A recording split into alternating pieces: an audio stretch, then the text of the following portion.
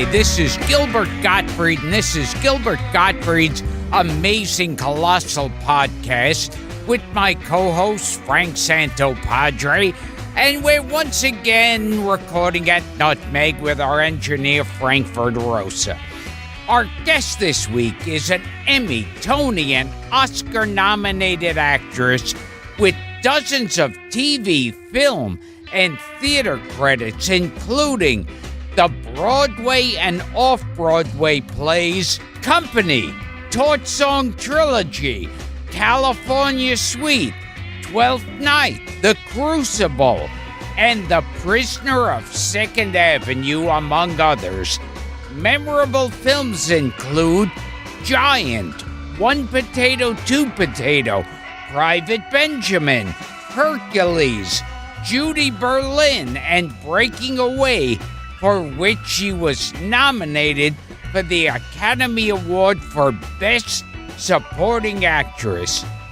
You've also seen her in a number of popular TV series, including The Twilight Zone, The Fugitive, The Mary Tyler Moore Show, Family Ties, 30-something, Suddenly Susan, Nurse Jackie, and, of course, as Captain Miller's trusty spouse and confidant Elizabeth on the long-running comedy Barney Miller. In a career spanning 7 decades, she shared the stage and screen with Art Carney, George Burns, Warren Beatty, Joan Crawford, Clint Eastwood, Goldie Hawn, and James Dean, as well as former podcast guests Paul Dooley, Lee Grant, Hal Linden, and Jessica Walter.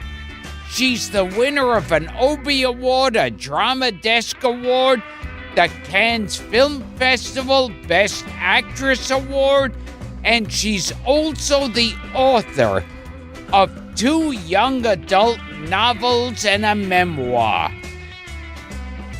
And if all that wasn't enough, she also created her own original spicy chutney called Tomato Lightning. And she better give me a free jar after this long and flattering introduction.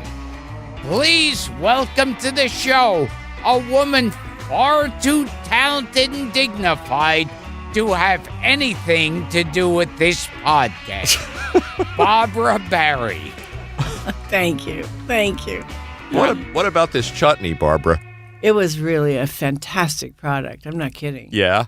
It was so. You don't still do it? You don't do it anymore? No, because the fancy food industry is the hardest industry in the world. Okay. We struggled with it for, I don't know, maybe 4 or 5 years.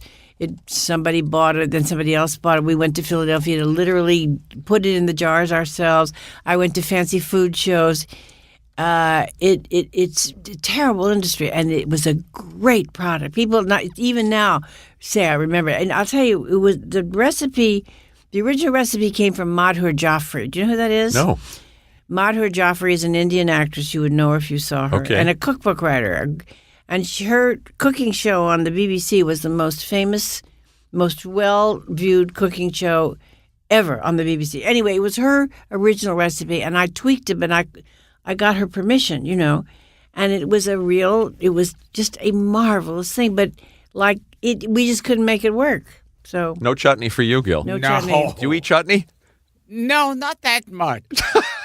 So you'll have to get me a jar of anything else. Peanut butter. You go down to Calyu stands. They have everything. Now we have to get to the most important part of this show. Frank hinted that you might be Jewish. I'm Jewish. Definitely Jewish. Okay, that's important. See, he gets very excited when Jewish guests come onto the show. I'm surprised you didn't know that. Yeah. That I was Jewish. Well, you changed your name. Oh, that's right. I changed my name. Yeah. I usually know. Because my kids went to Hebrew school here. They went to synagogue school. And we're very active in the Jewish community. Just like you, Gil. Yes, and see, He's a good because Jew. all too often we have these fucking guineas on this show. He gets resentful when I bring in Italian guests. I think you've got me greatly outnumbered so far on 180 shows. What, Joe Pantoliano and what? But it's hard to find Jews in showbiz. But Very hard. Yes, it is. now you did a pilot with someone whose name has come up more than once on this show, Herb Edelman. Yeah. What was it like working with Herb Edelman? Well, he was a darling man, and he was so eager to be the leader of that band. I mean, that particular project. Casca and His Family, the show was called. Yeah. And he was also a terribly heavy smoker, and that's what he died of. I didn't know that. But a darling man. And I remember saying he was very busy, giving presents to the crew and being nice to. I said, Herb, we got to work on this material. You've got to stop giving presents to the crew. He was so eager to be, and he was. Everybody loved him. Yeah. And as a matter of fact, years later, one of my very best friends went out with him for years and years and years and adored him. I won't tell you who that is. Oh, that's nice. But she's married to somebody else. But she adored him. He was a darling guy, and he's a good actor. Yeah. He was a good actor. The original Murray the Cop? Yes. In the Odd Couple movie. Yeah. Yeah. And Yeah. then you worked with him again because he was in California Suite. But not in the one I was in. Oh, okay. I did it on Broadway, and he must have done it later. Did he do it later? Funny guy. There were only 4 people in that, Yeah. On Broadway, it was Jack Weston, George Grizzard, Tammy Grimes, and me. Right. Just 4 people. I think So he was in the movie. He might have been in the movie. I think you're right. Yeah, he's in the movie. I think he was in the movie, definitely. Yeah. Yeah. What about Jack Weston, since you're bringing up names, people we love and Well, love he to talk was a about on this show? ribald guy. Ribbled, huh? Like Gilbert. like Gilbert is. Oh, my God. I can't even repeat to you what he did. He liked an off-color remark? Oh, remark. Listen, if he were alive today, he would be in the newspaper. He was very I see. naughty. I see where you're headed with that. Very Interesting. naughty. But as Joy Behar says, Yeah. every time he'd make some stupid move, I'd say, "Oh, get off me," or forget it, Jack. Forget it. Barbara is a Joy fan, as I learned on our ride on our ride over here. Yeah, she goes way back with Gilbert. How long have you known Joy from the clubs? Oh, God, yeah. Long time. Yeah. You're going to promise me to say hello to her. I tomorrow, sure right? will. Absolutely. So go ahead, Gil. And among other shows you did, one that was, one of my favorites as a kid was The Fugitive. I think I did an episode of it. You did. I have no idea what it was. You didn't hold on to that from 60 years ago? I don't even remember. I know I did it, but I have no idea what happened or who was in it or who did. David Jansen, well, of course, the star. Oh, David Jansen. Yeah, Oh, and he died young, the poor thing. Yeah, he died young. What? Do you remember anything about David No, Jansen? I don't remember one thing about it, except I see it on my credits. How about The Untouchables? Do you remember doing that with Robert Stack? Kind of. How about Naked City? Oh, well, yeah, because we did a lot of those here. Yeah. And that was the most fun, the most exciting stuff. We did it on the streets of New York. Wow. And Herb Leonard, who produced that series, literally used to call me up and say, "Guess what? We're picking you up in the morning. You're going to San Antonio." I'd say, "What am I doing?" "Never mind. Just get on the plane."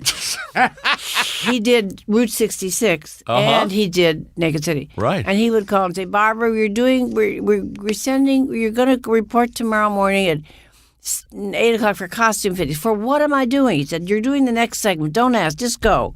I never auditioned for that show. I had the most wonderful experiences with doing that. That was a great show. Do you remember that show, Gil? Naked City? Oh, yeah. Yeah. Yeah. We used to dress in phone booths. We used to take her for the next scene. We had no No trailers? No trailers. What is this kamikaze television? Trailers. Forget it. But was the good actors and wonderful directors and wonderful scripts. I think I did 3 or 4 of them, and I did one Route 66 with George Maharis. Yep. Which was a great one. I played a blind girl. I think you did. Yes. I did, and I had to go in the river in Texas in the cold. I remember George had to come in and get me because I fell in the river, and then they took us into. They did have a trailer there, and we drank brandy between sets. It was freezing. It was Texas, but the Naked City was. I would love to see some of those again because they were really good. Do you remember doing a show called? I mean, you did so much early television. Yeah, you remember I did. doing a show called the U.S. Steel Hour? Yeah. I bring it up because Larry Cohen wrote for the U.S. Steel Hour. That was the thing that he did with Henny Youngman. Wow. That he told us about. Yeah. I do remember. It was, you know where it was? I think it was right here at Studio 8H in 30 Rock? At 30 Rock. Oh, no kidding. Wasn't it an NBC few blocks show? from here. I think so. I'll do the research on that. I don't have it 'cause written down. We just interviewed Larry. Do you know Larry Cohen? He became a film director, No. a feature director, but he was a writer of live TV shows. No, I really don't know him. Yeah, you did a bunch of these. Craft theater. Tell me if anything jogs your memory. I did. I remember all of those. Pons Theater, Yes. Craft Theater, Playwrights 56. Yes. I remember all of those. And Decoy, and a show called Suspicion that you did with a young Warren Beatty. I don't remember that. But I'll tell you about those early television shows. We did them live. We didn't, there was not film, you know. Mm-hmm. We did them live. So you were on camera coast to coast. You were live. It was very scary. Yeah. I did a show, one of those shows with Kim Stanley. It was a Horton Foote script. Good And- actress. Oh, Yeah, yes. Kim Stanley. And we were in 8H. That was the first show I did, I think. No, it wasn't. And I remember Kim saying, I'm so scared. You know, what if it doesn't happen? What if I can't get there, feel it, make it happen? I said, you will. And of course she did. It was terribly frightening. There was no going back. You didn't do a take again. Well, that was the story that Larry told us about working with Henny Youngman. He did the same scene over again. He wasn't an actor. He wasn't a trained actor. They were doing a live version of U.S. Steel Hour. Yeah. And he did the same scene twice. And they had to stop him. And finally, he caught himself. But, right, live television. I'm telling you. And then you had to make your entrance on time because if you didn't make your entrance, why are you looking at me like that? No. I was going to ask you a question. I wasn't aware I was making a face. I was She's gonna got your say- number, Gil. I was going to say, and like memorizing all the dialogue. I mean, Well, I was 26 years old. That's no big deal. What was scary was that you did it live. There was no retakes, yeah. and I don't know how we did it. We were terrified all the time. Do you remember mistakes being made during the show? No, but I do remember that the first show I did, which was God knows what it was, but anyway, it was live at Studio 8H, and there was a stage manager named Dan O'Connor who was married to a wonderful actress named Lenka Peterson, and I knew Dan, and I had never done a live show before, and somehow I got locked out of the studio as they were starting, and I couldn't get into the studio, and I was in the first scene, and I remember he opened the door, which, you know, you weren't allowed to go, and yanked me into the studio and said, "You're on."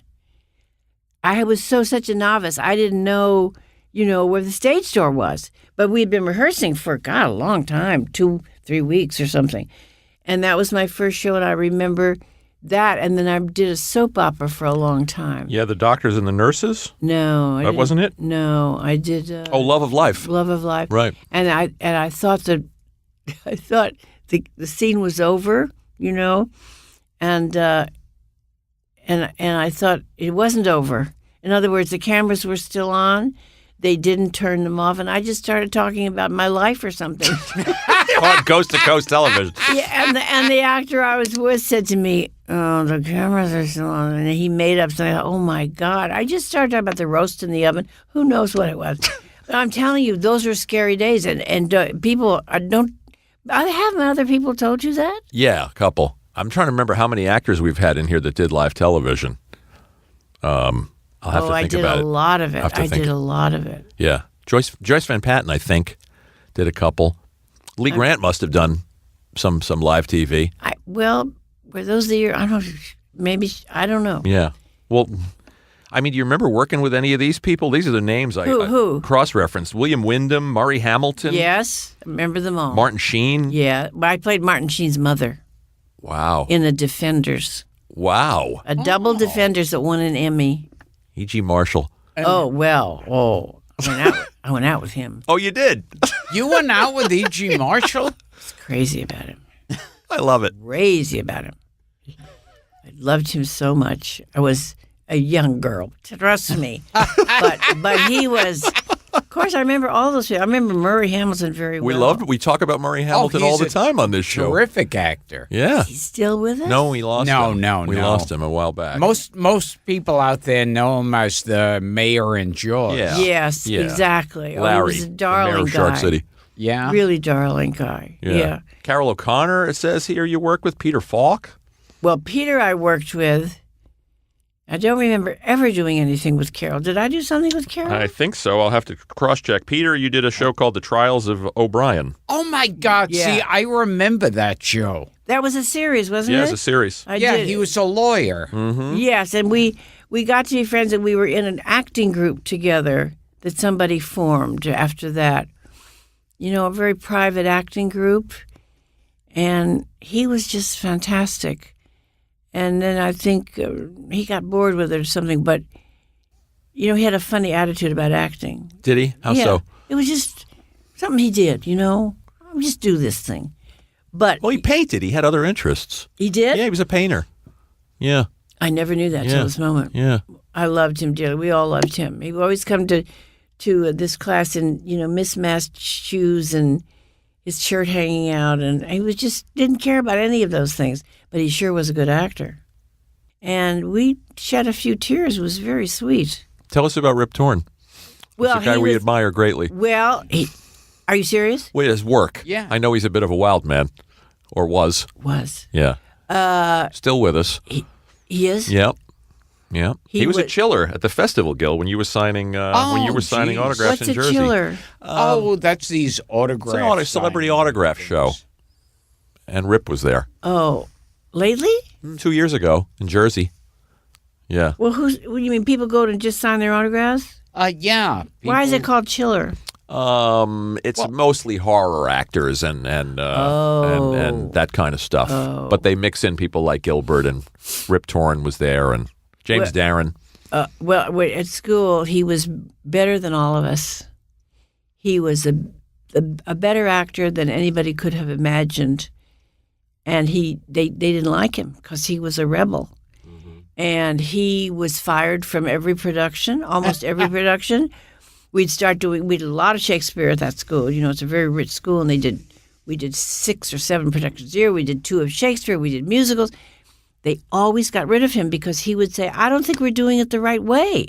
He used to say, I think there's a better way to act than the way we're being taught to act and the way we're acting. And he was right. He was a clear genius. Wow. He graduated too. He managed to graduate, and he was, you know, crazy, party going. Yeah, he was a wild child, and then some. But we were very good friends, and I liked him a lot. And we were talking before we went on, because I don't know how it got into it that I was, you know, I spoke at Abe Vigoda's funeral. And Well, you kind of roasted him, didn't you? Yeah, I roasted him. and it got Did you get your laughs, as my husband would say? Did you get your laughs? my Did you get your Your laughs? laughs. Oh my God, yes. Yeah, you got some I laughs. wish I'd been there. It was great, and it got in all the papers. We're talking about me roasting. Well, Abe you know, Vigoda. Barbara, the running joke about Abe was that he had died many times. No one could believe that he was still alive. Yeah. Didn't he live on the Upper West Side? Upper East Yeah, near me. oh, yes, Upper East. Yeah, yes. near me on I 77 said Second this Street. is the 70th time we buried Abe Vigoda. Well, what was your connection, the two of you? I just knew him. Both of us. We both knew him. Abe. We worked Just- with him at The View, actually. Yeah. On a comedy Oh, piece. really? But you knew him from the Friars Roast. He was always on the dais. Yeah, he would always be there. They would have the annual Friars Roast at the Hilton. yeah, And yeah. Abe was a fixture. He Yeah. was always at the table, He'd at the just long be- table. It's like he wouldn't roast anyone. He'd just be sitting there at the table. And every year, the comedian Jeff Ross would say, this is a terrible, terrible event. I'm just glad Abe Vigoda's not alive to see this. And Abe, of course, would be sitting there. Remember? Abe would get up and shake a fist on cue. Yeah. Now you said he he kind of got a star attitude on Barney Miller. Barney Miller. Hal was not too pleased about that. Well, then he got his own show, Yes, Yeah. Fish. Yeah. And I think one of the ways he got his own show, they wanted to get him off that set. You don't think of him as a guy with an ego. No. Oh, Isn't that funny? Well, we know him as a much older man. Well, let me tell you, he had an ego. He was he didn't upset anybody. He would just be a little demanding and a little bit grumpy and not. He would say, "Why don't I have more lines?" and stuff like that. I mean, once he got all that attention, he was off and running. I'm telling you. And Hal had nothing but lovely things to say about him when he was here with us. Well, I'm sure Hal feels that way, except that there was only room for one star on that show. Mm-hmm. And the one star was Hal. And I must say, my husband used to say, he looks like he's not doing very much, but he's holding the whole thing together. Yeah. Oh yeah. Oh, yeah. He was so good. And Takes Hal, a great straight Hal man. said that Abe Vigoda kicked his ass at handball. Abe was apparently an athlete. He was a runner, and he was I didn't know he was that. a handball player. I didn't know He was an that. accomplished handball player. Yeah. I didn't know it. What about some of the other actors on that show? I mean, you were not in a lot of the station house scenes. You were in the home Well, that was the problem. scenes. They eliminated the home. Right. And so then I had to keep coming to the station all the time, Right. which got very tedious. And I kept saying to Danny Arnold, this is not working. Women work now. That's another story. Anyway, What did you just ask me? What about? We just love to know about Jack Sue, or James Jack Gregory, or some of those other actors. Jack was so original and Yeah. so sweet. Yeah. He just would roll. Stuff would just roll over him. I mean, he just did his job. That's what Jack. Yeah. I think he was glad to have that job too. But God, and Danny knew all these people, a lot of them from the Catskills. Right. And I don't know how he found Abe, but I think Abe just auditioned. oh, maybe. I think Abe had done The Godfather at that point. Yeah. Maybe. Yeah. They were all just Max, Max Gale. a wonderful, sweet, darling. There was nobody on that show who wasn't really. We all got along extremely well, really extremely well. And Hal said that Jack Sue was actually Japanese, but he was he was worried about anti-Japanese feeling in the country, so he picked like a Chinese-sounding name. Oh, I had no idea. That's interesting. I don't remember had no that. idea. That's really interesting. Yeah. No, I didn't know that. But that was a great kind of repertory company. Well, and I'll tell you something else. Danny Arnold, who produced it, was from the Catskills, from vaudeville. He was so smart. Yeah, it was a comedy genius, really. Comedy genius. Yeah. And he was so funny. And we would get pages one at a time during the week. We'd get one page at a time. We had no idea where the script was going. And we would get coffee. We'd talk on the phone. And we didn't have cell phones then. But, we'd go. And we'd say, finally we'd get a full script. And maybe we'd have a day and a half to run through the whole script, to rehearse it, to work on it. Then the day that the audience would come in, Danny would come down in the morning and redo the entire show. Wow. And he'd say, you're going to do this and you're going to do this and we're not going to say that. He actually wrote every script. He rewrote everything that. Wow. And he would say things like, you want to get this laugh? This is how you do it. And don't turn around when you say that. And I'm taking that line away from you. And I'm giving it to you. And we would go, Danny, the audience is coming in. And that's what he did every week. But he was incredibly smart. And so funny. He knew about comedy. He was a comedy genius. I think he was, yeah. I mean, he knew every detail. Every detail. And he wrote you turn in your script. I knew a lot of those writers. You turn in your script, he'd say, this is great, we'll work on it this week. The writer would work, and we get the pages. He would come down, he'd change the whole thing. He did it every on week. the fly. That's a real talent. Oh, he was a powerhouse. People still recognize you for Barney Miller? I heard you say yeah. people yell out of buses and things. Oh, they cabs. do. They go. Truck drivers say, "Mrs. Miller, Mrs. Miller." But I left the show because he wouldn't give me a job, I know. and it got boring. And I didn't leave on my own. I really kind of just got written out. On the subject of 70s sitcoms, too, I want to talk quickly about that Mary Tyler Moore episode where you play. Now, Gil, do you remember this, where Murray considers having an affair with a woman who's selling a piano? Oh, yes. And he had never had an affair before. He'd never had an affair. Yeah, the episode was called I Love a Piano. Yeah, it got very famous. Yes. Well, I don't know you were very why. seductive in that episode, I if I may was? say. Yes. I don't know. I don't know. We just did it, and when I first got the script, I thought this will be fun. I didn't read for it. I just sent it, and I thought, I think I like to do this. And I had every man on that show was crazy about me.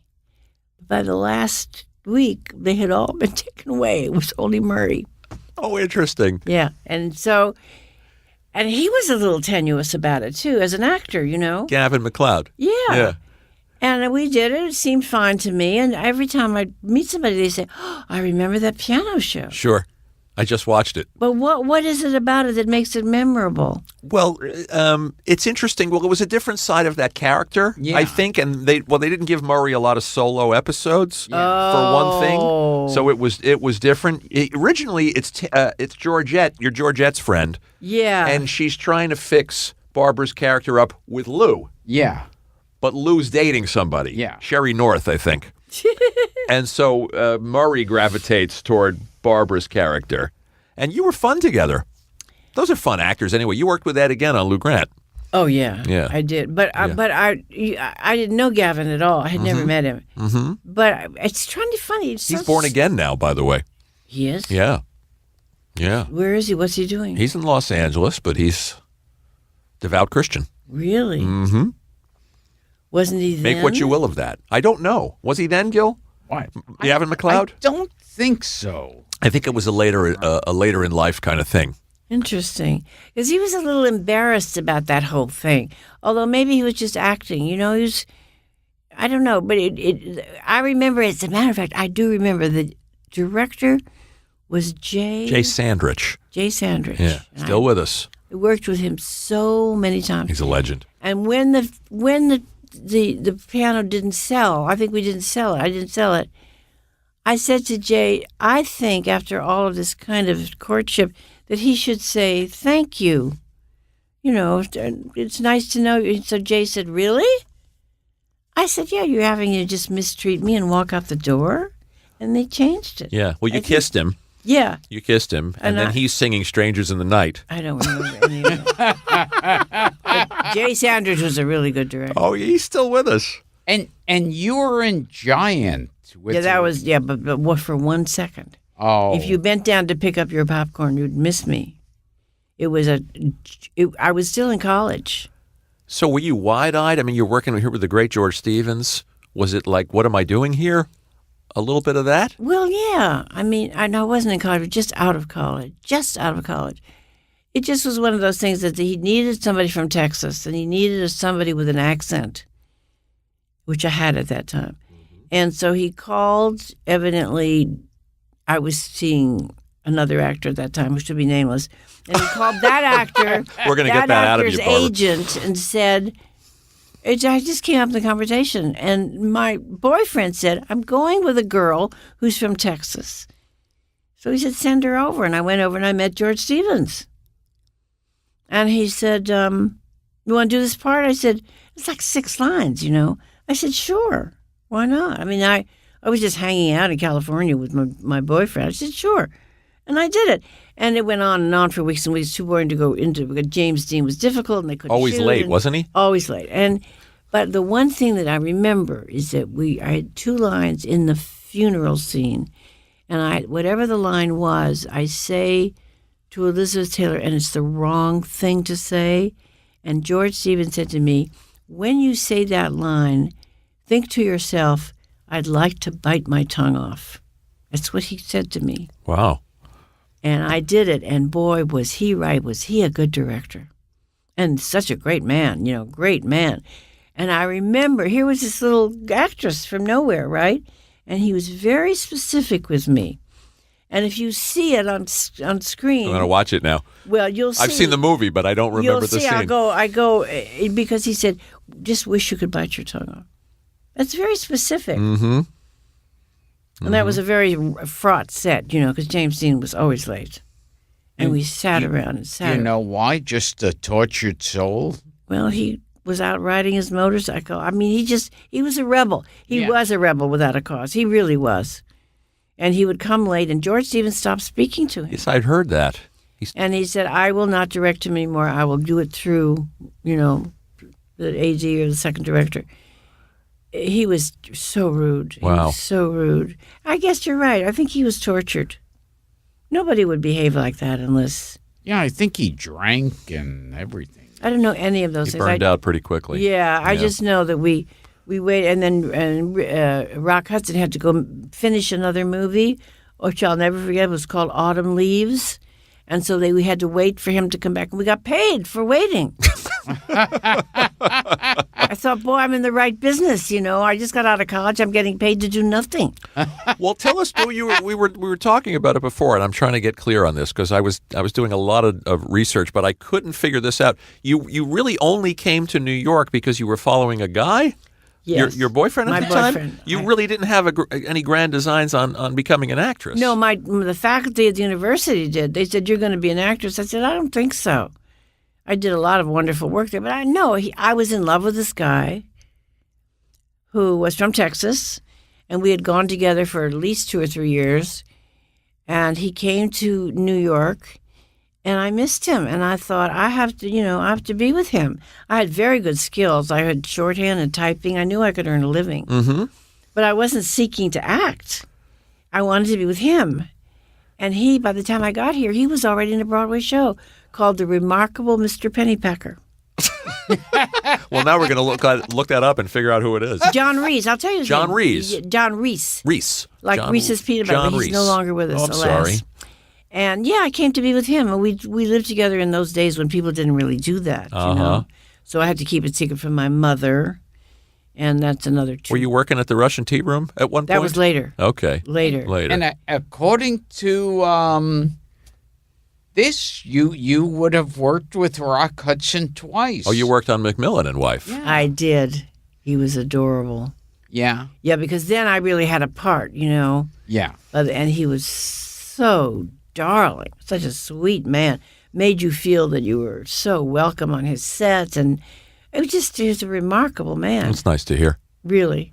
Yeah, I did that. I forgot about that. Tell us about another early role, doing The Twilight Zone with Robert Duvall. Now, was that the one with the dolls? Yes, the miniature. It's called Miniature. It's in the museum. Correct. How And, do you remember that? Everybody remembers that show. Yeah.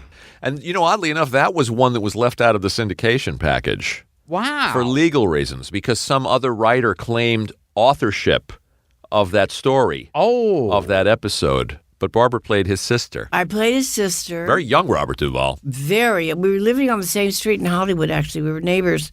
And I knew him from acting class. And, I just adored him. And it was a job. I mean, it was a good script. It was a job. And we did it. And people talk about it to this day. Yeah. I think there's something. a good one. Well, first of all, he was so good even then, And secondly, it was these little dolls in the. Mm-hmm. And I think in the end, he's in the case. He ends up as one of the dolls He ends in up the as dollhouse. one of the dolls, yeah. Not to spoil it for people who haven't seen it. It's anything. You do something, you think, okay, I've done it now. I've really worked on it. Here's my check. I paid my rent. And then suddenly you realize it's become a kind of a cult show. That's a pinch me thing, isn't it? Right? For you, it was young actress, just a job. Yeah. On to the next job. Oh, I had to and pay all the these years rent. later, we're talking about it, and people are talking about it. I had to pay the rent. Did you meet Rod Serling? No. Okay. No, but you know what? When I did that show, I was living on the street in Hollywood. Bobby Duvall was down the street. I was living in the house of the silver-haired commentator on CNN. What's his name? The new guy? Anderson Cooper? Anderson Cooper. Yeah. I was living in his father's house. Oh, wow. I rented that house for $100 a month. And I said to him, his name was Wyatt Cooper. And I had met him. I said, why are you renting your house? He said, I'm going to New York. And I said, why? He said, I'm in love with Gloria Vanderbilt, and I'm going to marry her. How about that? So every time you see Anderson Cooper on CNN now. Well, I actually stopped him on the street one day. You did? I don't think he was too thrilled about it. Oh, really?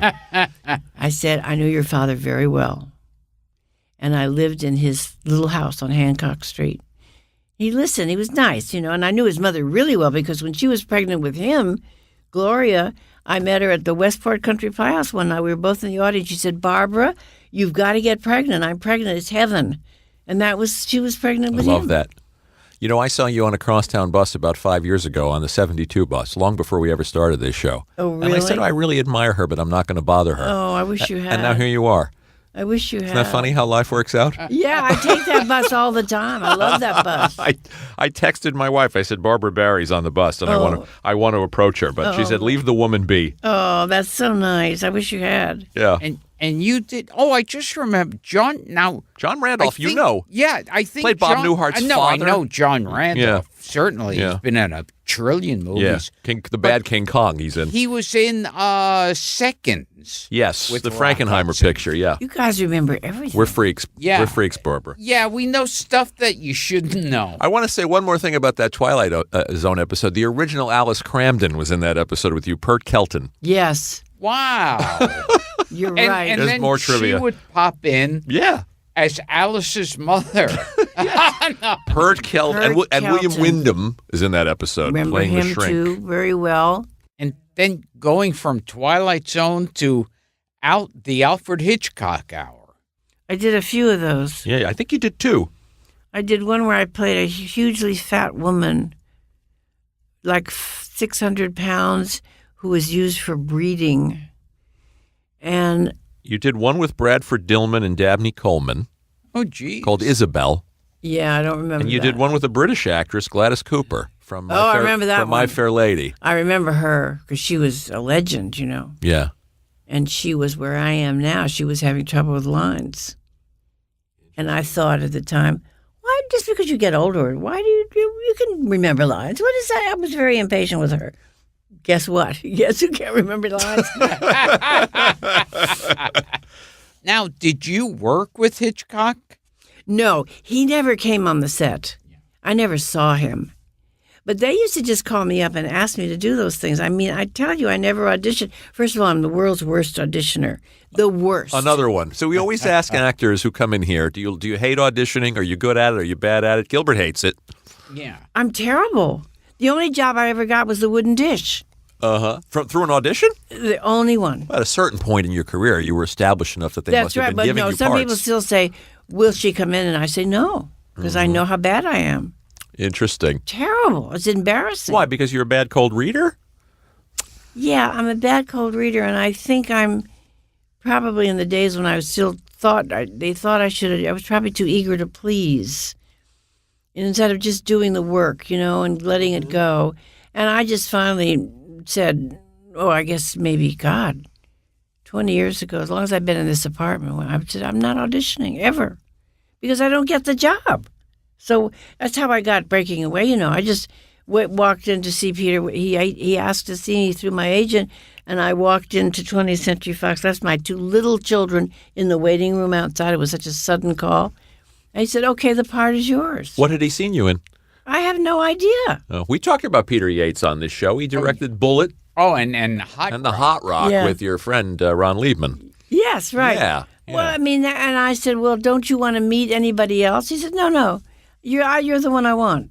And I didn't even see I read the script the night before because my agent sent it to me in California. I had just arrived on the plane with my children. My husband was in New York. He said, you got to be at 20th Century Fox at 10 in the morning. What do I do with my kids? I took them, and I walked in, and we talked with me. He said, okay, part is yours. I said, well, maybe you'll find somebody you like better. I mean, I couldn't get over it. And then you made her... I know why he cast me. Why? I look just like Dennis Christopher. Oh, there was a likeness with Dennis Christopher. Yeah, I never thought of that. And I guess both of us were voices in Disney films. That's right. In Hercules? No, well, you were in I Hercules. was in Aladdin. I was the parrot. Oh, that's right. I was in Hercules, and I've never seen it. No. You've never seen it. Wow. Interesting. What about your grandchildren? They've seen it, but I mean, I just never got around to seeing it. I don't know why. Isn't that terrible? Yeah. People really write me about that. Really? They send me those cards, that are They're going to write you again after they hear this. I hope so. I mean, say, we loved you in Hercules. Why don't you watch it? Never saw it. Interesting. Would you watch Aladdin if not for the Lily and Max? Would you have seen it so many times if you didn't have kids? Yeah, it's so funny. I mean, I watched it a bunch of times before I had kids, and then after I had kids, it got to this point because kids watch the same thing over and over and over. How old are your kids?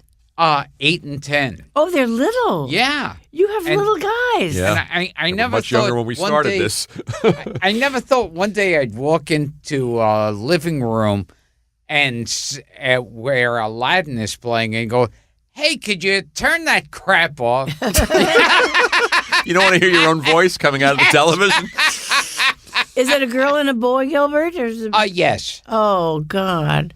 You Yeah, have and they've seen Hercules and you haven't. No, I haven't seen it. Wow. I don't want to jump off Breaking Away just yet because you also did the series. We talked about Paul Dooley. We had Paul here on the show, and you Yeah. guys are very funny in that movie. You're a funny duo. Well, I love when you said when he says, "What are we going to do with that kid?" and you say, "Well, we could always strangle him while he's asleep." Well, that's in the script. I know, but you're very funny. The script was very good. It won an Oscar. A very American movie, ironically directed by a Brit and written by a guy from Yugoslavia. Mm-hmm. How interesting. Mm-hmm. But you did the series with Vinnie Gardenia. In Georgia, yeah. Who we also love. Yes. Vincent Gardenia. How was Vincent Gardenia to work? Oh, wonderful. We were friends for a long time. God, we love his work. I think I did something else with him before that series, or we knew each other. We were in Georgia, and it was, very fun, bucolic. But as I said, the network changed hands. Some people came in, some people, and until they got rid of us. It wasn't their show. So they said, "Okay, you're done." We said, "We're done?" I had rented a house. My kids were coming down to visit with my husband. They said, "Yeah, we're wrapping. You're going to leave in 3 days." So we left. That was the end of it. Sean Cassidy was good in that show, and I thought that Lovely. show had legs. I thought it was going to survive. So did we. Yeah, it was smart. And the rare series that's faithful to the movie that doesn't kind of sell out the integrity of the movie. And we just talked to each other. There wasn't a lot of acting going on, It was a very well done series, but they got rid of us. Tell Gilbert about not winning the Oscar, which you told me in the car. It's kind of fun. Oh, I knew I wasn't going to win the Oscar because I was up against Meryl Streep, and so at the ceremony, they did send us all out there in great style. It was great fun. My son was about 7 or 8, and tiny at that point, and I said to him right before I was done, as I leaned down, I said, "Now, Aaron, I'm not going to win. Don't be upset." And that's on YouTube. You see me leaning down and saying, "Don't be upset," because I didn't win. Then we went to the banquet, and he was so upset. My daughter was fine, but he was so upset that he passed out and fell into his plate. He just passed out. From stress. Stress and grief. Oh, my God, I love that. Now, that was a kid that was destined to be in show business. Well, he's in show business. And my show husband picked him up. We were staying at a lovely hotel in Westwood near where they had the banquet. My husband picked him up and took him home. That was the end of that. But you can see it on YouTube. Love you that. can see him like this, and I'm bending down, lost. Because they do the isolated shots on the nominees, right? That's I why don't you know can see- how they did it. I was saying to Barbara in the car over here, Meryl Streep for Kramer versus Kramer, that was a lead role. Oh, they yeah. never should have put her in the supporting actress category. Well, I don't want to talk about that. Okay. Do you want to put down Meryl Streep here? No, I think she's fantastic. I just don't want to talk about that episode. Yeah. And you were in a movie, The Caretakers. Yeah, with Joan Crawford and Molly Bergen And Robert Stack. and Robert Stack. Yeah. But go how ahead. did you prepare for that? It's an interesting question. Did you ask that on purpose? He's working with Do cue you cards have that now. on the paper? Yes. You have it? Yes. Oh. No, just not by some weird coincidence. I went into a hospital. I got committed to a hospital, An asylum. an asylum. Yeah. In California, in not Stockton, but out of the valley somewhere. A very famous mental hospital in California. The producer got me in so that I could spend a few days as a patient and see what was like to be catatonic, because that was my part. And he said, "Okay, I'll arrange." I asked him if he would arrange it, and he did. And they took me down. I registered. They put a gown on me, and I went to see doctors that nobody knew except the head of the hospital, I guess, knew. And the patients got it right away. And they'd say, "You're not one of us. You don't belong here." Wow. And I'd say, "What makes you say so?" And they said, "Because you're not crazy. You're not mentally ill. What are you doing here?" I would say, "Oh, but I am, and I'm here for." And I spent a few nights there, in the wards where it's pretty scary. And finally, the fourth day came. I was only there about 4 days, and I went up to the nurse's station, and I said, "I'm going to check out now." She said, "Oh, are you really?" I said, "I really am. I'm here to observe." She said, "Uh-huh. We hear that a lot." Wow. I said, "No kidding. They're coming in a car to get me." She said, who do you think you are?" She just wouldn't believe me. I won't go into how I had to get somebody to come and get me out of there. But I did learn a lot, and I learned a lot about catatonia, and I also learned a lot about how smart those people are. They may be mentally disturbed, but they know what's going on. I mean, they knew what was going on. Not all of them, but there were some catatonics whom I was playing who really did sit all day. They didn't move. And that's scary. That's what I was playing in the movie. So the people running the asylum were convinced you were crazy, but the crazy people... Interesting. You're right. That they knew I wasn't. And what was it that they saw that they knew you weren't crazy? I think it's the way you speak. It's your attitude. You can pretend to be. I pretended to be, kind of out of it. They just laughed at me. They said, "What are you doing? You're not one of us." That's You're fascinating. right. It's very interesting that you said that, because the only way I got out of the hospital was they finally called the head of the hospital, who came down to get me, and I got out. They gave me my clothes back. But you're right. The people who really should have known really thought I was crazy, and the people the really mentally disturbed people got my message in a minute. Isn't that interesting? Wow. I think we've come up with a plot of a horror film. Yeah, An actor goes into a mental hospital to study a role, and then they can't get out because they commit her. There have been movies like that where people have pretended to be crazy and gone into homes, and then they are convinced they're crazy, and they won't let them out. Oh, I didn't know that. There was one. So, I think that one with It's a Sam logical idea. Fuller. Shock corridor? Yeah. Yeah. I think in that. What's his name? Stuart Whitman. Oh, my Pretends gosh. he's crazy. Never seen Shock corridor. And he checks into an asylum, and then they believe he's crazy. And won't What's let the name him of out. the movie? What? Shock Corridor? Is that the one you're thinking of, Shock corridor? I think so. Sam Fuller directed Now it? I have to look that up. Yeah, okay. Interesting. Wow. Yeah, it was a bizarre experience. And I'll tell you, the movie was odd because, Joan Crawford was... I had no scenes with her. She came later. But when I looked at it again some years ago, I thought, oh, I could have been so much better. I could have done so much better work than I did in that movie. Do you watch yourself a lot in movies and TV shows? Never. No. I happened to see that movie. I don't know why. They showed it on television somewhere.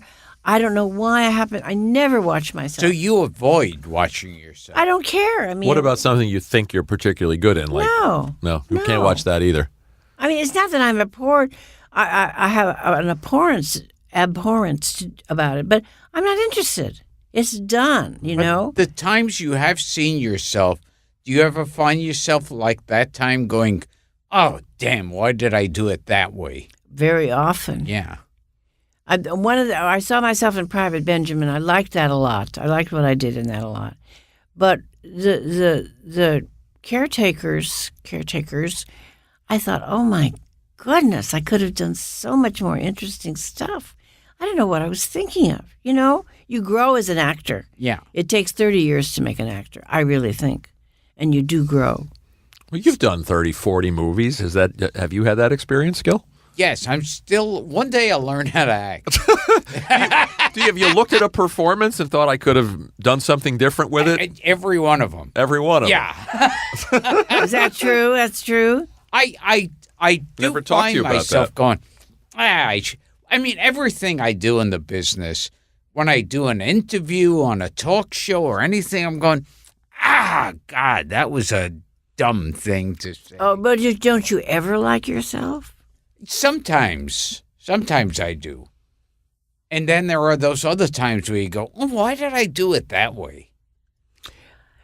Well, I feel that way. I don't, as I said, I don't watch myself, but that one time I did, and I thought, I really missed the boat. I missed the boat on that performance. I just watched you in One Potato, Two Potato.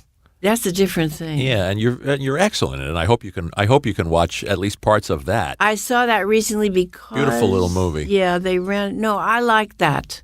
I would have done some scenes differently there too. Trust me. That was a long time ago. Directed by Larry Pierce, Gilbert, who made The Incident, a movie wow. you're very fond of with Martin Sheen and Brock Peters. Which brings us back to, what was Martin Sheen like to work with? Well, he's darling. I wasn't really old enough to play his mother, but I did play his mother. And it was, as I say, it was a double Defenders. And we had a wonderful time. He was a young actor. He was just beginning. And what a body of work now. Yeah, and what a great guy he is, too. Yeah. But he was very young. And I was getting married we couldn't finish shooting. It was horrible. I wanted it to be over. It's another story. We won't go into it. Well, let's talk about your husband, Jay, who Okay. accomplished a lot in the business as well. And Richard Kind, who brought you to us, emailed me and he said, Jay got me my equity card. And I just wanted to tell you that, and I wanted to mention it to our listeners who love Richard. And your husband gave a lot of people their start. He gave F. hundreds Murray of people. Abraham. Not only actors, musicians, composers, directors. Sure. He founded a company called Theater Works USA. Jay Harnick. Jay Harnick. What's his name? J. Malcolm Harnick. He founded this company, very small to begin with. It became the most successful children's theater company in this country, if not in the world, actually. And they did only musicals, as he would say, no dancing vegetables. I like that. They did 1-hour plays about famous people as youths. Young Mozart, young Jackie Robinson, young Lincoln. Mm-hmm. They were original. He would put the composer and the lyricist together. He would hire the directors, the scene designers, and the actors. So he introduced young people to theater. Yes. For the Well, most they were part. graduates. Okay. Oh, you mean young people in the audience? Yeah. Oh, definitely. Yeah, children. Definitely. Yeah. Definitely. People at places in this country, little towns that never saw theater. Henry Winkler, too. Yes, I was Henry. told. That's Yeah, right. Who's done this show. Yeah, and he was very fond of Jay. He gave everybody their starts, their equity cards. But to get into the company, you had to audition. And he would hire people he would say, I can tell an actor or singer who walks in the room if he has a fire in the belly. He said, I don't even have to hear them. He could know right away. Right away. And he was usually always right. And he was everybody's favorite person because he was the most magnanimous, the most adorable, the funniest man who ever lived. And his actors, his companies truly adored him. That's nice. 30 years. What a nice legacy. And I meet people now, many of whom who say, oh, my God, your husband was like Richard Kind. Uh-huh. My life would not have been the same That's without what he said Jay. to me. Yeah. He said, be sure to bring up Jay and how he got me my equity card. And Well, so. and Lynn Ahrens, and, they have a show now, Once on This Island, I think. Lynn Ahrens and her partner. He gave them their first assignment. lot of people. He gave the people who wrote on television, the big Friends, what's it called? Kaufman and Crane. Yeah, he Marta gave them their Kaufman first and job. David Crane. Yeah, Their first job. How about that? They wrote a play for them.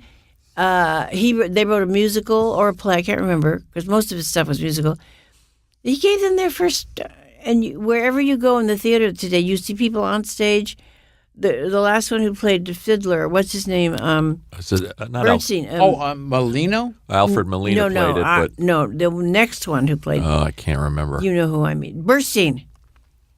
Bernstein. What's I can't think of the first name. He said in a Times article about other. Oh, I just got dizzy. About other fiddlers, that people had been in other fiddlers, and he said, when I was a young man, I played Muddle Danny Burstein. Danny Burstein. Right. I played Muddle in a fiddler that was touring or something, and the fabulous Jay Harnick, he said, the brilliant, came up to me and he said, Danny, don't be afraid to be disliked. No, he said, Danny, dare to be disliked. He said that in the New York Times. He said that was the best direction I ever got because I'm sure he was doing a lot of stuff, being Muddle. And every time I see him, he said, your husband, he says, your husband, and he says that to Aaron too. Your dad. He was really a great producer.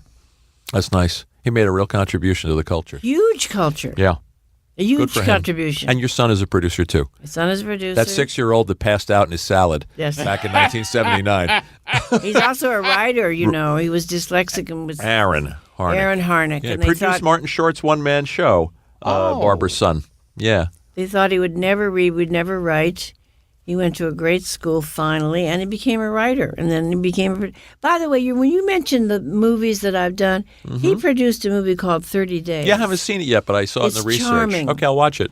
And then we did together Eric Mendelssohn's movie with Madeline Kahn. Judy Berlin. Have you ever seen that? That one I've seen. That one I've seen. I like that very much. One of Madeline Kahn's last part. I did a guest appearance in Martin Short's show. Oh, Fame Becomes Me, I believe it was called. Yes. You did? Oh, he pulled you out of the audience? Broadway show? Oh, the Jiminy Glick. You did the Jiminy Glick thing? Yeah, he used to have that as Jiminy Glick. Right. I saw you do that. I'm sure I saw you do that. Wow. Because I was at that show a lot. Yeah, he would, and he'd pretend that we need a celebrity. Is there one in the audience? Right. Oh, nice to know Martin owes us a favor. He'll have to come and do the show now. And to draw you him worked with, of course, the great Jack Klugman and Tony Randall. Yes, you were Gloria Unger in one of those Odd Couple reunions. I don't even remember doing it, but I know I did. You don't? You don't? Yeah. I don't remember doing it at all, but then I did an Odd Couple movie in Vancouver for television with Jack Klugman and Tony Randall. Yeah. And I played Tony Randall's wife. Gloria. Right. Yeah. We were there forever in Vancouver. I thought we would never get out. Yeah. It is so boring. I shouldn't say that. Well, you can edit that out. We don't want to insult the people of Vancouver. I don't want to. But anyway, I remember that movie because we were there forever. Mm-hmm. And I remember they gave me gorgeous clothes, designer clothes. They didn't give them to me. How was Tony Randall to work with?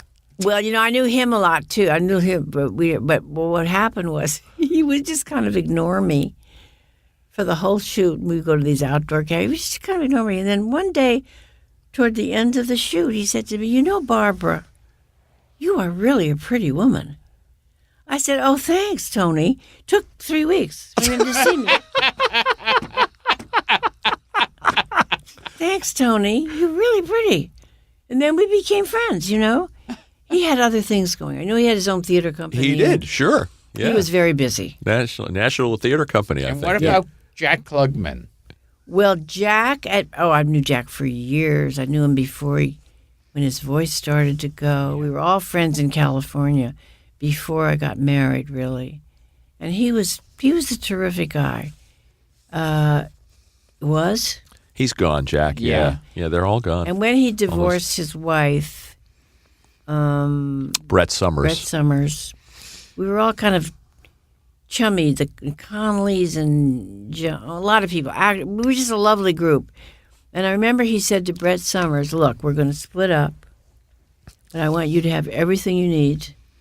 So let's talk about what you need for the rest of your life. How about that?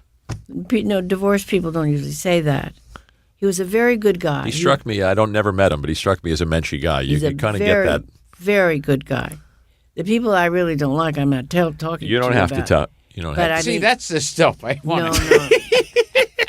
No, but he was a menschy is the perfect word for him. Well, speaking of Felix Unger, I'm going to do a segue here. What? You also worked with the original Felix Unger, Art Carney, in The Prisoner's Second Avenue. You toured with him. Oh, well, we did it on Broadway, too. Oh, and on Broadway, right. We replaced Peter Falk and Lee Grant. And he said, I won't do this unless Mike Nichols puts us in. Because, the stage manager often puts you in. So we rehearsed for a good, I would say, 6, 8, 10 days with Mike. And he was great. He and Mike didn't get along so well. Really? I never knew that. Well, eventually they did. And then we stayed on Broadway. Then we went on the national tour where we played Chicago for 5 weeks without one laugh. Not one laugh. And, that's a hysterical. That show's filled with laughs. Not one laugh. Art said, I'm never going to play Chicago again. And he also called Mike. He said, I don't know what we're doing wrong, but we're not getting any laughs. They send out the assistant stage manager, Tom Porter, who's brilliant. He said, I don't know. It's this audience. They're not vocal. Do you know what I mean?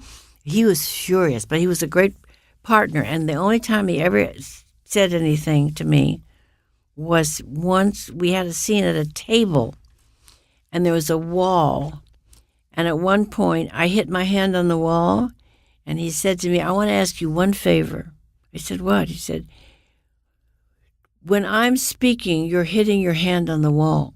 Can you hit your hand on the wall a line later? I said, sure. It's the only time he ever criticized me. He was so darling. And he was married to a wonderful one, Barbara, at that point. We all chummed around. We were together. But I tell you, Chicago was murder. I don't think I'll ever play. Really? Have you ever played Chicago? Oh, yeah. Well, you're most comedy clubs. Well, but you're more successful than we were. We bombed. And we sold out. It isn't that we didn't sell out, but the Chicago audience did not respond. Vocally. How interesting. Yeah. He was furious. But another guy, again, obviously I've never met Art Carney, but another guy that you know what I'm saying, Gil? You get the impression that he was a very, very light guy. Oh, yeah. You never hear you hear a lot of negative things about Gleason, but nobody ever said a disparaging word about Art Carney. No. He was very quiet. Yeah. Very quiet and very modest. And he didn't like the first moment of the play that what Mike wanted him to do, and he stormed off the stage in rehearsal. He said, I'm not going to do that. I'm funny, and you're not letting me be funny.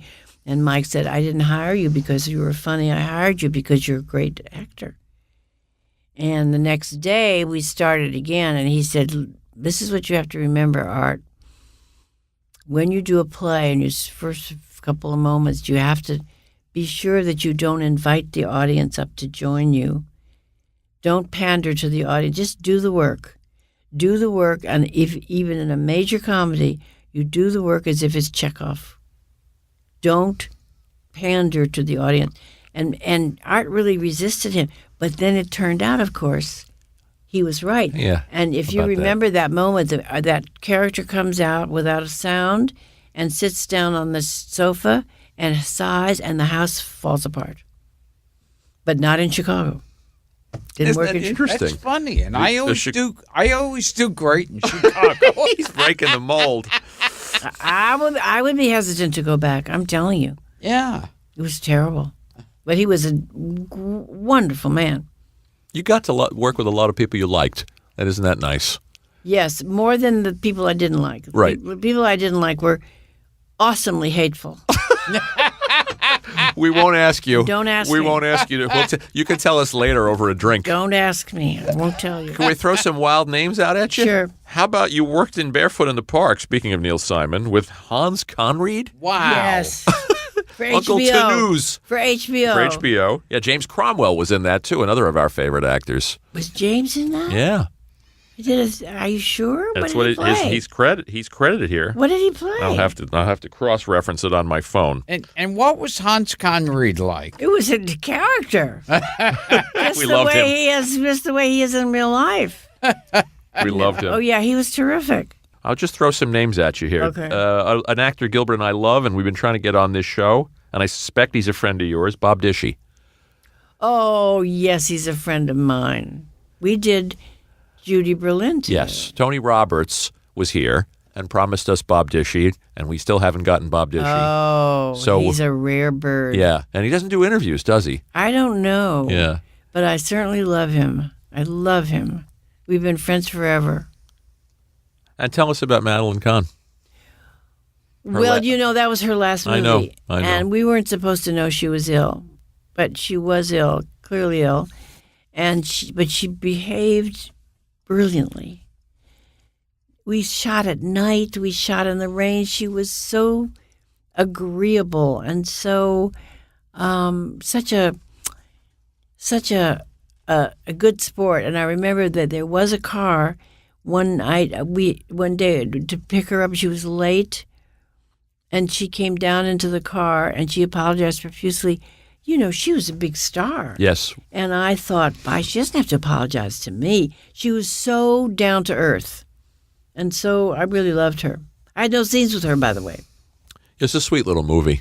It is a sweet little Judy movie. Berlin. I recommend it to our listeners if they don't know it. What about, this is a guy Gilbert and I love, and you work with him a couple of times, Richard Mulligan.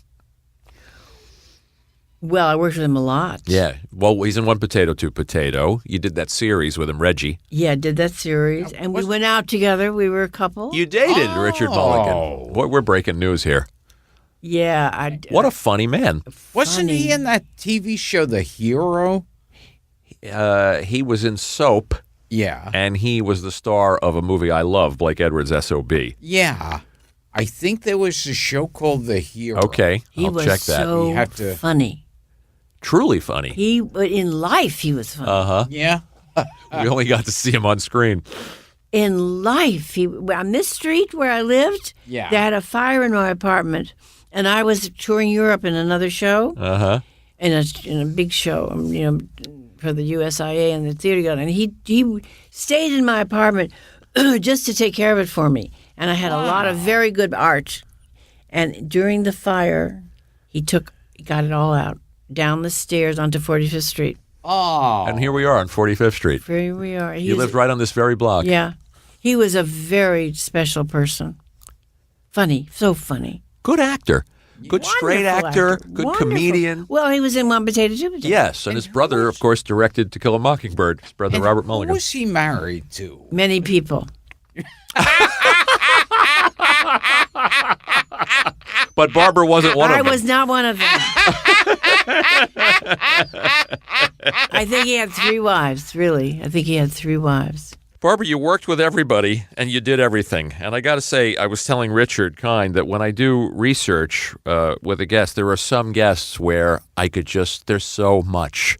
There's just page after page. But everybody, if you're on the show, you've done a lot of work. Right? Yeah, but there are some people where it just goes on and on forever, and we couldn't even begin to cover it. Tell Gilbert, and we'll wrap with this.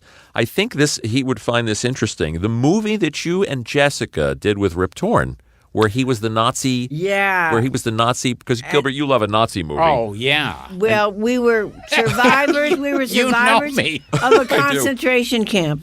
Women, a lot of women. It Sandy was- Dennis, Jessica Walter, Valerie Loretta Harper. Swit, Valerie Harper. Right. And we each had our own trailer. I'll never forget it. It was very elegant.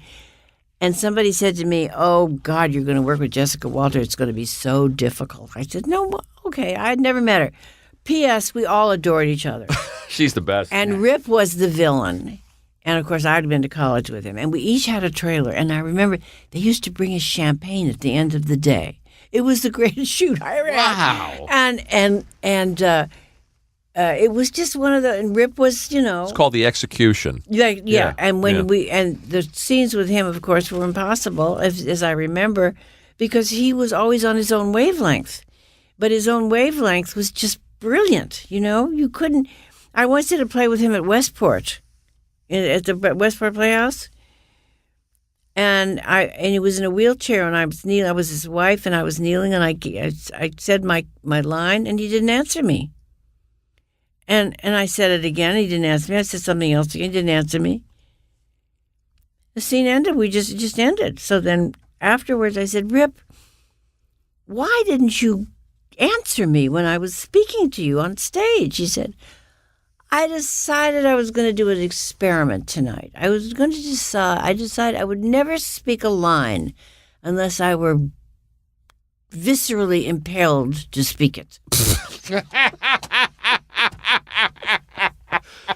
He's really on his own wavelength, isn't Always. he? Yeah. That's the way he was at Texas University, too. Wow. But he was, real, and he just was better than all of us. I can only tell you that. Yeah. He's still great. I mean, I've never seen him give a bad performance. I haven't either. Well, didn't he do that thing with Sanders? The Larry Sanders the Larry show. Sanders He's show. wonderful Yeah. on Wasn't that. he good on that? He was wonderful. Oh, yeah. Absolutely wonderful. By the way, apropos of nothing, do you know I started watching last night just because I was so tired? Transparent? With Jeffrey Tambor. Have you seen it? No, I haven't, but I hear it's great. Well, it's bizarre. Yeah. And good. Yeah. You want to take us out with, here's your choice, a story about anything you want to say about any of these people. Tell me. George Burns, you did a movie called Two of a Kind. I did, yes. Ruth Gordon Yes. or Eli Wallach. I'd rather do Ruth Gordon. Okay. You know why? Because I saw her in The Matchmaker when I was an usher. I was so poor. I was an equity member, and if you were an equity member, you got to usher at shows. Well, Gilbert worked theaters. You went yeah. Broadway theaters as a... At Christmas time. I He sold was selling concessions. I would the concession stand. That's what you did? and it was a great time, because I worked the concessions during Matter of Gravity with Katharine Hepburn and Christopher Reeves. American Buffalo with Robert Duvall, Kenneth McMillan and John Savage, and Equus with Richard Burton, and then for a week or two with Anthony Perkins. I remember all of those that? shows. I remember all of them. Gilbert sold you your Milk Duds. But you're younger than I am, so I don't know. See, I probably overcharged you for a fruit drink. I was working for free. I had a basket, You used to pass the basket Oh, yes. at Christmas time for the Actors Fund. That's how I got to see all those shows for nothing, because I didn't have any money. Yeah. And I was living in a Coldwater flat, so I really had no money. Anyway, I saw Ruth Gordon in The Matchmaker, and I said to myself, it is the greatest female performance I've ever seen. No kidding. And I was so blown away by it that it really affected me for the rest of my life. It affected my acting. It affected the way I believe people should behave, myself, behave on stage. And, that's it. I haven't seen Bette Midler. And this was not a musical. This was a straight play. She was doing the straight Matchmaker. Mm-hmm. And it was the most glorious performance I've ever seen. Anyway, fade out. She and her husband, her then husband, Garson Kanan, took a fancy to me, and they would ask me to do stuff. And I knew that if I were to play with Ruth Gordon, I would be so cowed, and I would not be good. And so I did one thing that Garson asked me to do. It's a long story I won't go into. I went out of town. I replaced Marion Seldes. But at one point, they took me to dinner at Sardi's, and I always remember this. And she said, you have to do this play, Barbara, that we're going to do. And I knew I shouldn't do it, because I knew it would come to no good. I said, I really can't, Miss Gordon. She said, you will have the most beautiful clothes you've ever had on the stage. That was her bribe. But I didn't do it. But I revered her I still do. Yeah, she's just great and everything. I still do. So that's my favorite story about her, because that's a good story. You know, she was a genius. You didn't see that show? No. And what the hell? Tell us about George Burns. Well, he was very old when we did that show. Two of a kind. It was you, him, and Robbie Benson. Yeah, Robbie Benson. It was, and he was also, believe it or not, a customer of my brother's in Beverly Hills. My brother was an investment banker in Beverly Hills, and George Burns was one of his clients. So we had that kind of little bond, you know. That's nice. And he was very sweet. And once a day, I was ushered into his trailer, and we had a little talk. And that was all he could do. And then I was ushered out. And then we did our scene. And then the next day, I was ushered into his trailer at a certain time, 4 PM, whatever it was. We'd have a little talk. He did have the cigar. I mean, you know, he was really, and it was a lovely experience. Robbie Benson was young. Is he acting still? He's around. Yeah, I met him, worked with him once. He's around. Very sweet guy. He was sweet then. And so George was old, you know. He was already old. Mm-hmm. But he was very protected. He had an assistant and somebody who took him off the set. I mean, he was very protected. But it was a good experience. So you're a person who didn't even plan to become an actress, comes to New York to follow a guy. Look at the path your life took. You wind up working with George Burns, Elizabeth Taylor, Joan Crawford, Rock Hudson. But you know the funny part about quite a ride, Barbara. Yeah, but you know the funny part about it is you're such a good interviewer. I must say both of you are just incredible. But the funny part of it is you never feel any different. You know, I still put the laundry in the machine, take it out and do the dry, take the grandchildren to, you know, the Nutcrackers, but you never feel any different. Never. I mean, maybe if you're a big, huge star, you feel different. Do you think so? I don't know. I'll ask Gilbert. Do you feel like you're a headliner? No, it's like you always wake up and you know, people feel like I feel like I could get excited if I see someone I recognize from TV or movies, but I don't get excited to look at myself in the mirror kind of thing. Exactly. I mean, sometimes, you know, where I live in the summer on Fire Island, especially when we first bought the house there, people used to think that I was, you know, different. They've learned that I'm not any different at all. But I always wondered why they did that, because you still brush your teeth and, you know, get your kids ready for school, and you do all the things that you do. And I never have. That was my work. It was my work, and I loved some of the experiences. I mean, being in company was really an extraordinary experience, although we didn't know what we were doing, but it was, you know, extraordinary. You were nominated for a Tony, and you had the only non-singing part. That's right. Yeah. That's right. You're so good at for this. Do you have an absolutely ironclad memory? I'm just psychotic. I'm detached from reality is what it is, Barbara. Yes, I have a good memory. You must. Yes. I mean, you've only done this research, and now you remember everything. Yeah, so I told you in the car. I said, I now know everything about you. I know. I even knew that your apartment caught fire when you were in L.A. doing all those You did? Doing all those gigs. Was that in that research? Yes. And Richard Mulligan saved all my paintings. That part wasn't in the research, so I'm glad you added that. But this was a kick. And so West 45th Street, wasn't it? Yep. That's interesting. What? I find like it's kind of like as you get older, you still kind of feel like, well, I'm still like dumb kid that I always was, and it's like you could be in a movie or TV show and stuff, and you feel like you're, you know, like the dumb guy or girl from years ago. Well, you know what Laurence Olivier always used to say? What? No matter what his age, he used to say, I always think of myself as 17 with red lips. Always. He always said that.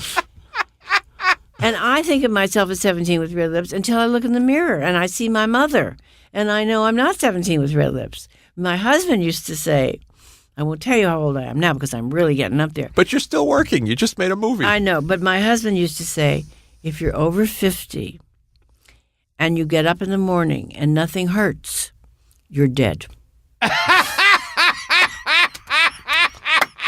That's a great line. The other thing he used to say, you're not going to use this, but I have to tell you, the other thing he used to say, Barbara and I got married to have children, not necessarily the children we have. I love that.